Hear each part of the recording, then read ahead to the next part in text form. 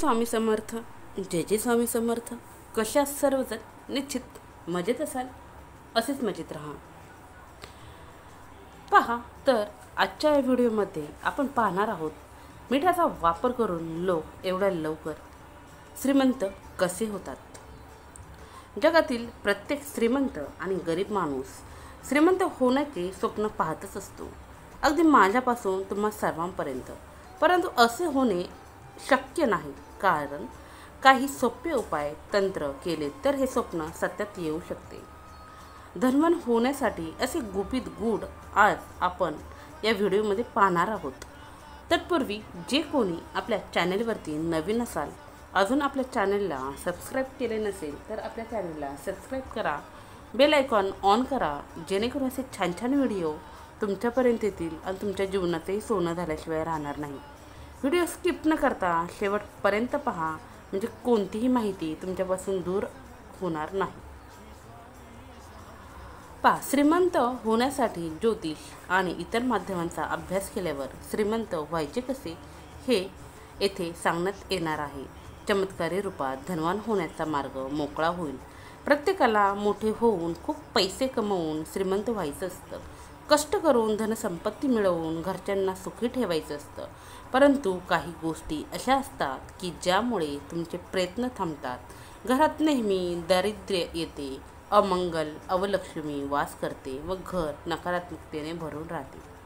अशा काही गोष्टी कारणीभूत असतात की ज्यामुळे घरामध्ये निगेटिव्ह ऊर्जा प्रवेश करते आणि आपली अशी अवस्था होते. अशा काही गोष्टी आपण आजच्या व्हिडिओमध्ये माहिती करून घेणार आहे, ज्यामुळे तुम्ही परिस्थिती सुधारण्यास मदत निश्चित होऊ शकते. मिठाचा वापर करून घरातील निगेटिव्हिटी नष्ट करून लोक कसे श्रीमंत झालेले आहेत, कोणते उपाय करावेत, आपण हे आज पाहणार आहोत. 1. तंत्रशास्त्रामध्ये असं म्हटलं आहे की मीठ हे नकारात्मक ऊर्जा नष्ट करण्यासाठी वापरले जाते. मीठ हे घरामध्ये सकारात्मक ऊर्जा आकर्षित करते. काही लोक वशीकरण करण्यासाठी मिठाचा वापर करतात. तंत्रशास्त्रामध्ये काही लोक रातोरात श्रीमंत होतात. त्यामुळे घरातील वायव्य कोपऱ्यात काचेच्या छोट्या वाटीत खडे मीठ ठेवावे.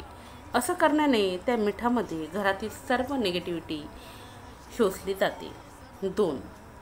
ज्योतिषशास्त्रामध्ये मिठाला चंद्र आणि शुक्राचा कारक मानलं जातं. मिठाला स्टीलच्या आणि लोखंडाच्या भांड्यात ठेवायचं नसतं. चंद्र आणि शुक्राचे मिलन झाल्यामुळे दुःखाने शोकाचं कारण बनतं. त्यामुळे मिठाला नेहमी काचेच्या बरणीत किंवा प्लॅस्टिकच्या डब्यात ठेवावं. त्यामुळे मिठाचे चांगले परिणाम आपल्याला पाहावयास मिळतात. 3. जर तुम्हाला कोणती व्यक्ती आवडत नसेल तर त्याचं मीठ खाऊ नका. जर कोणी पापी मनुष्याचे मीठ खाल्लं गेलं तर त्याच्या घरी जेवण केलं तर तुमचे जीवन देखील त्याच्या जीवनासारखं पापमय होऊन जाईल. त्यामुळे तुम्ही न आवडणाऱ्या व्यक्तीच्या घरी किंवा पापी मनुष्याच्या घरी जेवण करू नका. त्याच्या घरचे मीठ आणि मिठाचे पदार्थ अजिबात खाऊ नका. या गोष्टीकडे अवश्य लक्ष द्या की कोणाच्या दबावाखाली येऊन देखील मिठाचे सेवन करू नका.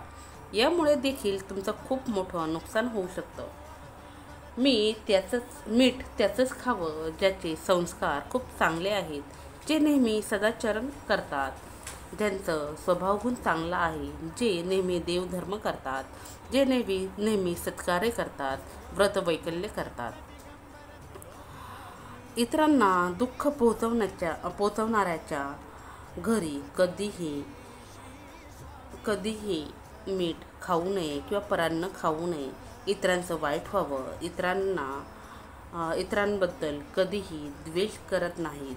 दुसऱ्याची वाईट होईल असं कधीच कोणाचं काम करत नाहीत. तर ते नेहमी सद्गुणी माणसे असतात. त्यांच्या घरचे मीठ अवश्य खावं. त्यांच्या घरी नेहमी भोजन करावं. त्यांचे गुण देखील तुमच्यासारखे तुमच्यामध्ये उतरतात. ते तुमच्यासाठी देखील शुभ असते. 4. मीठ आणि काच हे दोन्ही राहूचे कारक मानले जातात. मिठाला नेहमी काचेच्या बरणीतच ठेवावे. टॉयलेट आणि स्नानगृहामध्ये निगेटिव्ह ऊर्जा सर्वात जास्त असते. त्यामुळे टॉयलेट आणि स्नानगृहामध्ये मीठ हे नेहमी काचेच्या वाटीत ठेवावे. त्यामुळे नकारात्मक शक्तींचा प्रभाव कमी होतो आणि राहू ग्रहाचा प्रभाव नेहमी बाथरूममधूनच होत असतो. राहू या ग्रहाचा दुष्प्रभाव नेहमी बाथरूममधूनच होत असतो. त्यामुळे राहूचा प्रभाव आपल्या आयुष्यामध्ये कमी होण्यासाठी नेहमी बाथरूममध्ये काचेच्या छोट्या वाटीमध्ये खडे मीठ हे ठेवावे. तसेच बाथरूममध्ये असलेले सूक्ष्म किटाणू देखील यामुळे नष्ट होतात. त्यांच्याकडे असणारी वाईट शक्ती देखील दूर होते. अनेक आजारांपासूनही आपली सुटका होते. बाथरूममध्ये ठेवलेले खडे मीठ हे प्रत्येक महिन्याच्या अमावस्येला किंवा पौर्णिमेला बदलावे. त्याचप्रमाणे जर तुमचे टॉयलेट आणि बाथरूमची दिशा जर चुकीची असेल, तुम्हाला कोणी ज्योतिषशास्त्रात जर सांगितले असेल, तरीही तुम्ही हा उपाय निश्चित करू शकता आणि आवर्जून हा उपाय करा. 5. मीठ घरामध्ये नकारात्मक ऊर्जा येऊन देत नाही. घरामध्ये असलेली नकारात्मक ऊर्जा देखील दूर करण्याचे काम मीठ करते. त्यामुळे घरामध्ये फरशी पुसताना खडे मीठ किंवा बारीक मीठ अवश्य टाकावे. त्यामुळे घरामध्ये सकारात्मक ऊर्जेचा प्रभाव वाढतो. मिठाच्या पाण्याने जर फरशी पुसली तर घरामध्ये धनाचा प्रभाव वाढतो व कर्जापासून मुक्ती मिळण्यास सुरुवात होते. मिठाच्या पाण्याने घरामध्ये रविवारी आवश्यक पोछा मारावा. त्यामुळे पैशांसंबंधी, धनासंबंधी तुमच्या ज्या काही समस्या असतील त्यातून मुक्तता होते व अडकलेले पैसे तुमचे त्वरित परत मिळण्यासही मदत होते. 6 नंबर, मीठ सांडणे खूप वाईट समजलं जातं. आपल्या वास्तुशास्त्रानुसार देखील मिठाचे सांडणे किंवा फरशीवर मीठ चुकून पडणे खूप अशुभ मानलं जातं. मीठ सांडणे म्हणजे चंद्र आणि शुक्र खूप कमजोर होताना दिसतात.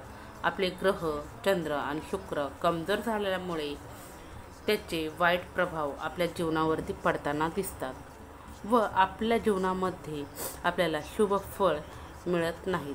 7. घरातील व्यक्तीने जर कोणी मीठ मागितलं तर ते लगेच उजव्या हाताने देऊ नये. उजव्या हाताने जर मीठ दिले तर त्या दोघांमध्ये भांडण होण्याची शक्यता मोठ्या प्रमाणात असते.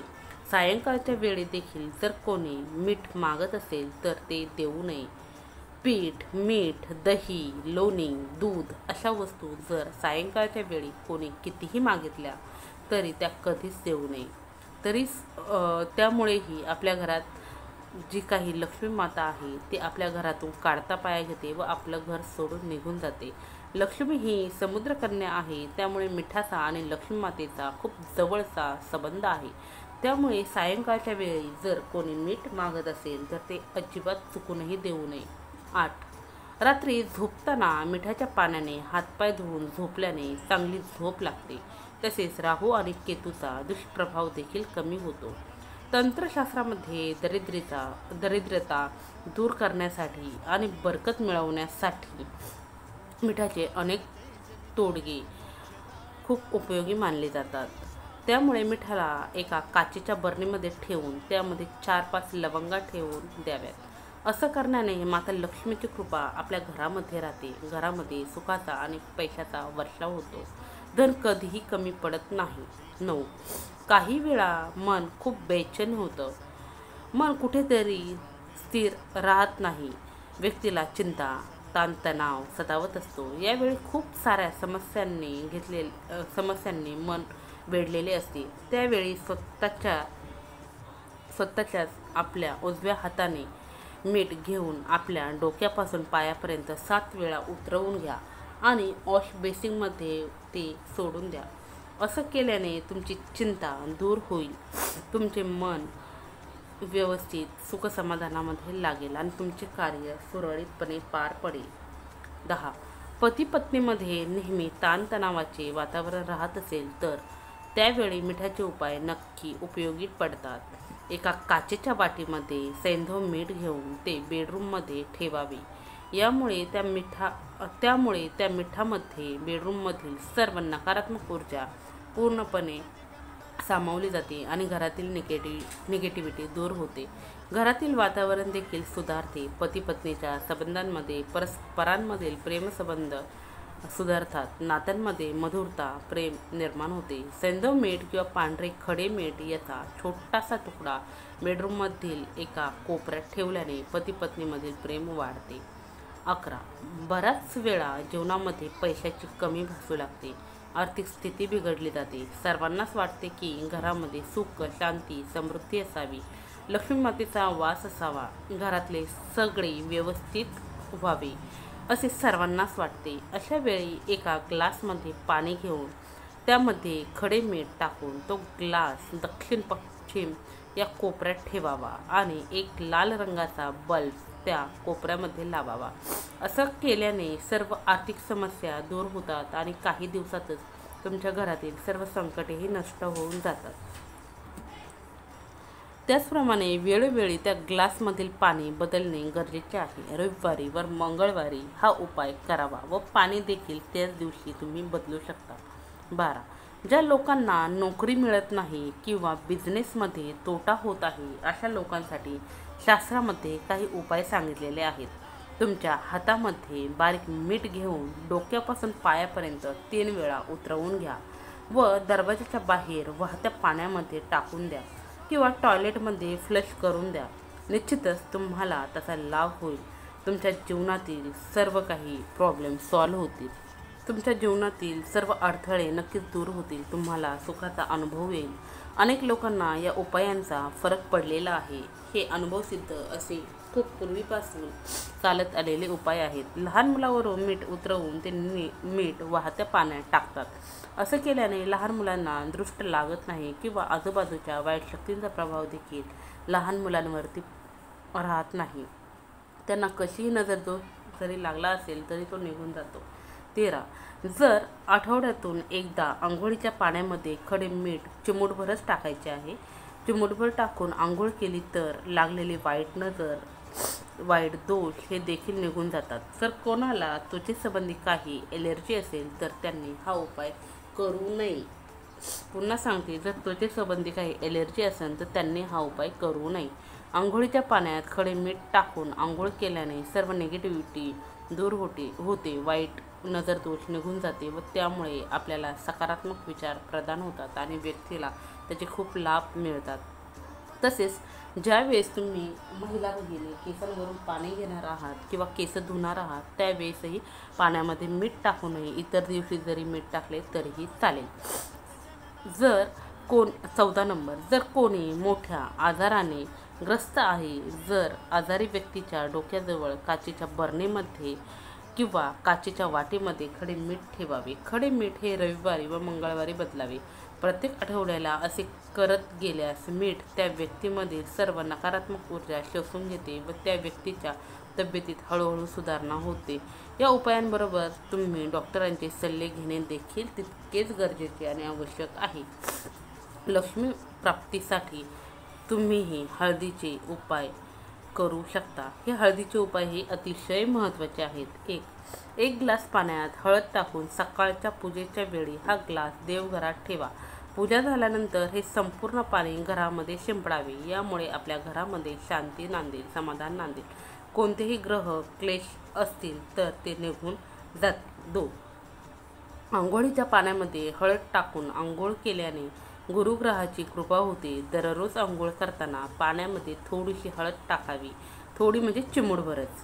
विवाहात अडचणी येत असल्यास व्यक्तींसाठी हा उपाय अतिशय फायदेशीर आहे. विवाह जमत नसलेल्या मुलामुलींनी आंघोळीच्या पाण्यामध्ये हळद टाकून आंघोळ केल्यास लवकर विवाह योग जुळून येतो. तसेच आपण शरीराने आणि मनाने देखील शुद्ध होतो. त्याचप्रमाणे आंघोळ झाल्याच्या नंतर हळदीचा टिळा आपल्याला कपाळावरतीही लावायचा आहे. 3. विद्यार्थ्यांचे अभ्यासात मन लागत नाही तर हळदीचा उपाय करा. अखंड हळद म्हणजे हळकुंड घेऊन हळकुंड उगाळून त्याची पेस्ट मुलांच्या कपाळावर लावावी. यामुळे मुलांची एकाग्रता वाढते. याशिवाय आंघोळ झाल्यानंतर मुलांच्या कपाळावरती हळदीचा टिळा लावावाच. त्यामुळे त्यांचं मन शांत होईल आणि अभ्यासामध्ये देखील त्यांची प्रगती होईल. 4.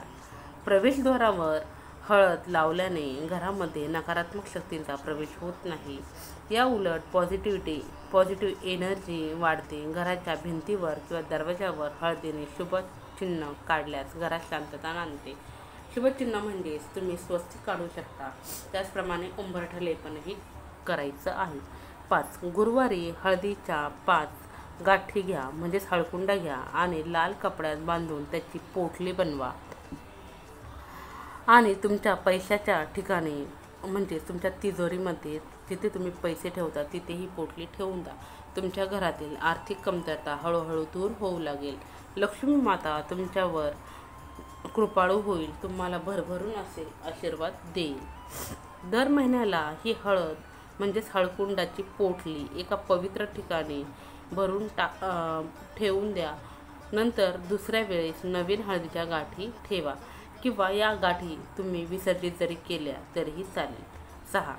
सकाळी लवकर उठून स्नान पूजा उरकून उंबरा स्वच्छ करावा. हळदीचे लेपन करण्यासाठी थोडी हळद, अष्टगंध, चंदन पावडर, गुलाबजेल असेल तर, नाहीतर घरातील पाणी वापरू शकता आणि गोमूत्र हे सर्व एकत्र करून घ्यावे आणि याची घट्ट असे मिश्रण उंबरठ्याला आतून बाहेरून व्यवस्थित लावून घ्यावे. याला उंबरठा लेपन असे म्हणतात. उंबरठ्यावर हळदीचे लेपन का करावे? हळदीचे लेपन केल्याने घरात सुख, शांती, समृद्धी, समाधान नांदते. घरातील निगेटिव्हिटी तसेच येणाऱ्या जाणाऱ्या लोकांची नकारात्मक ऊर्जा यापासून आपले संरक्षण होते. कोणताही व्यक्ती कोणत्या व्यक्तीने कोणत्या विचाराने कोणत्या भावनेने आपल्या घरात प्रवेश करतो हे आपल्याला माहिती नसते, तर त्याची निगेटिव्हिटी बाहेरच राहण्यासाठी अतिशय उत्तम आहे उंबरठा लेपन. उंबरठ्यावरती हळदीचे पाणी शिंपडल्याने घरात पॉझिटिव्ह ऊर्जा खेचली जाते आणि घरात सुख, समाधान, आनंद नांदतो. तर निश्चित व्हिडिओ तुम्हाला आवडला असेल. तसेच व्हिडिओ आवडला निश्चितच असणार आहे आणि कमेंट्समध्ये श्री स्वामी समर्थ, जय जय स्वामी समर्थ लिहायला चुकूनही विसरू नका, कारण जी काही सेवा होती आहे त्याचं फळ निश्चित तुम्हालाही मिळणार आहे. झालेली सेवा स्वामींचरणी रुजू. श्री स्वामी समर्थ, जय जय स्वामी समर्थ, श्री स्वामी समर्थ महाराज की जय.